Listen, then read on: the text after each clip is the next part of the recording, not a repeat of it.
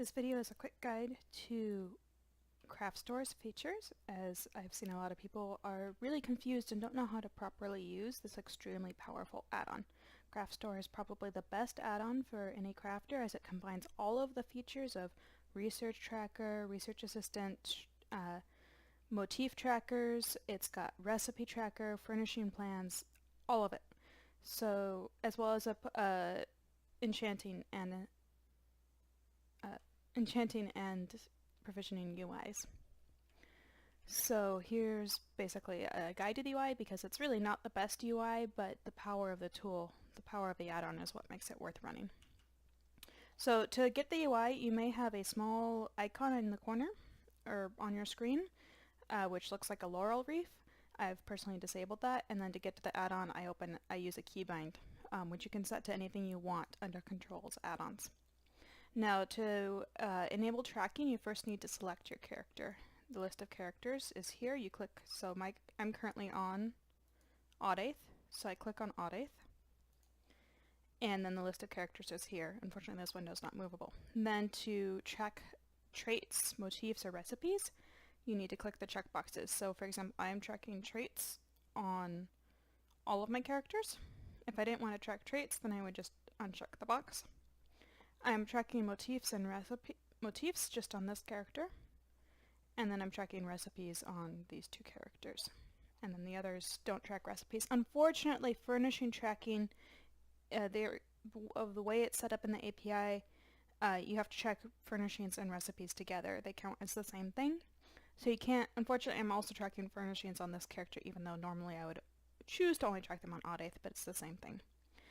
So if I want to see traits, I click on the character I want to see traits for. Let's go back to Audaith. Audaith knows everything. You'll see that these are read out across the top. This means that I am not tracking these. Or maybe if we go to Chuki. So I'm currently not tracking any traits on Chuki. That means that the items that she needs to research will not be marked in my inventory, and she won't show up on the items. So for example, if I look in my bank, I've got some items I'm saving. Her name won't show up on the list of people who need to research this. And I actually should go to the bank and show you. So here's an example. Chuki needs to research this, but she's not shown on the list, only the other characters are. But if I wanted to research that, then I would select Inferno Staff Research, and then she would be listed here, and this is marked as something she needs. So you just click on the things. If you want to select everything, you right click. If you only want to select specific weapons, you left click. So that's useful. For example, if you want to research enough traits to be able to craft a set, it's easier to do that on two characters. So you could say, I'm going to craft these 3 things on this character, and then these 3 things on a different character, and that way you get to 6 traits on both characters a little bit faster. So right now I'm going to deselect everything on her. And if we go to a character that I am still working on, you can see everything is selected.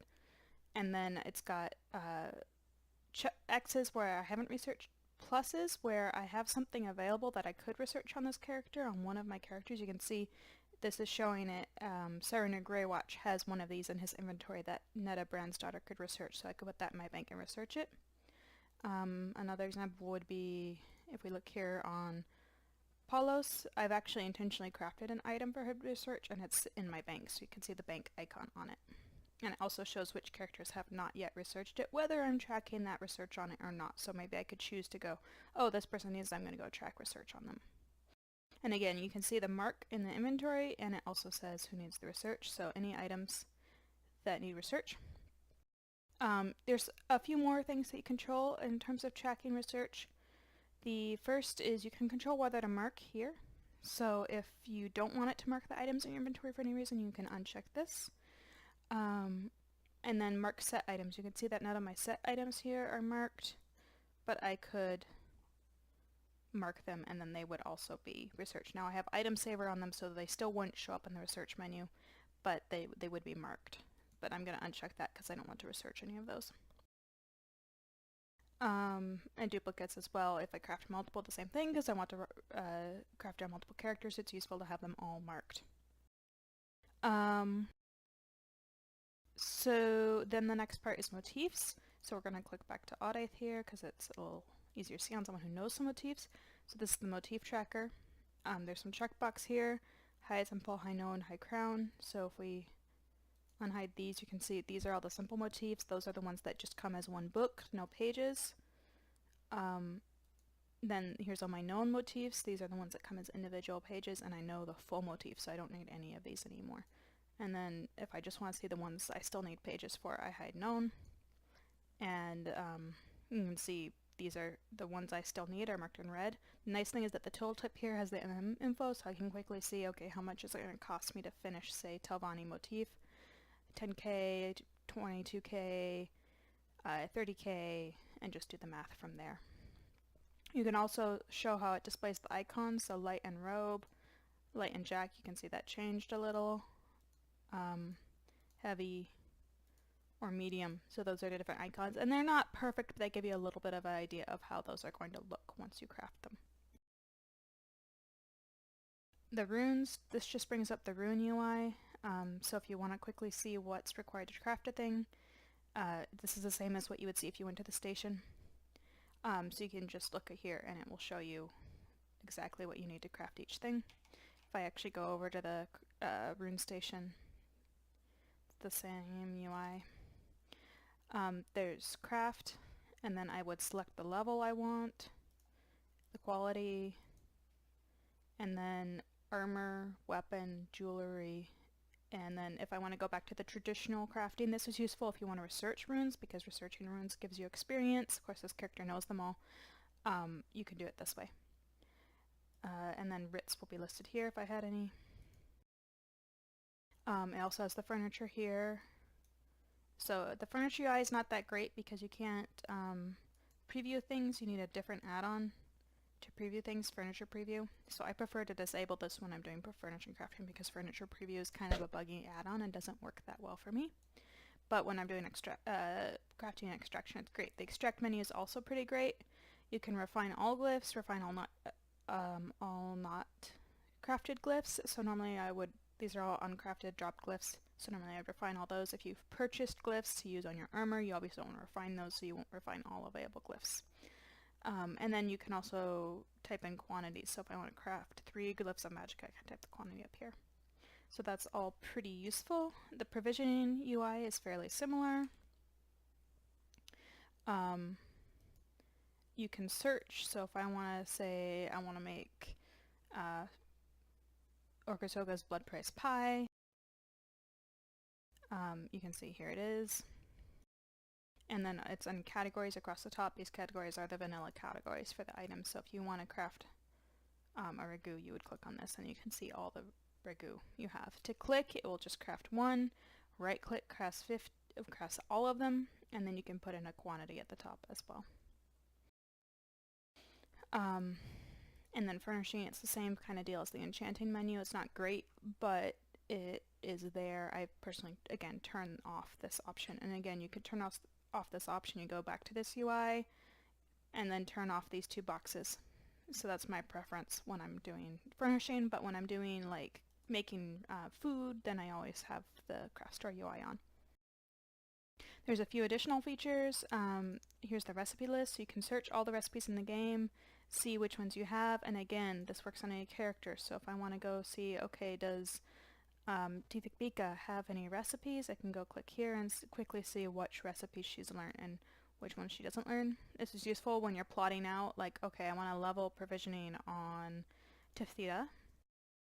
Then I can go see, does she have one at each level, so that when I level, I can just quickly go through and craft them all. And again, you've got some filters here. You can search to see a specific recipe. Furnishing is similar, so okay, let's move back to Audaith. So if we want to see which furnishings I have, it's the same deal. I can search, I can hide known, I can hide unknown, and I easily see. And one advantage here is it does work with MM, so I can quickly see the craft costs for each recipe in the bottom of the tooltip.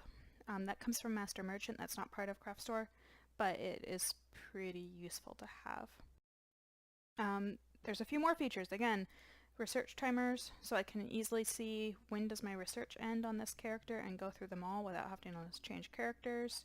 This character's got no research going. This character has an empty research spot, which I'm not going to use because it requires Nernhold, but it's there. And then it also shows your available fence transactions per character. Again, very useful. You can easily see if you have to go switch on a character. And then your income per character as well. How much gold have I made today? Last thing, you can browse all the sets. So here are all the crafted sets in the game. They're listed by trait. So let's say I want to craft Twice-Born Star. It's going to tell me which way shrine is closest for each faction and if I know them or not. So if I want to go craft, what's a good one here? There's the 3-way shrines. I was hoping for one that I might not know, the EP way shrine. But apparently I know all the EP way shrines. So yeah, and it will travel. It does cost the gold, so I usually prefer to run over to the way shrine and go there myself, so it doesn't cost 146 gold, but this is an easy way to save you some time if you are looking to craft those items.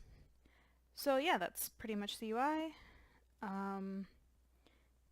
Very powerful, very useful to have. It just has a lot of utility to it and covers a lot of stuff that you would need like 5 or 6 other add-ons to cover all the same features, and here are all the features just in one add-on. So I strongly recommend this add-on, and if you're confused how to use it, I hope this video helps.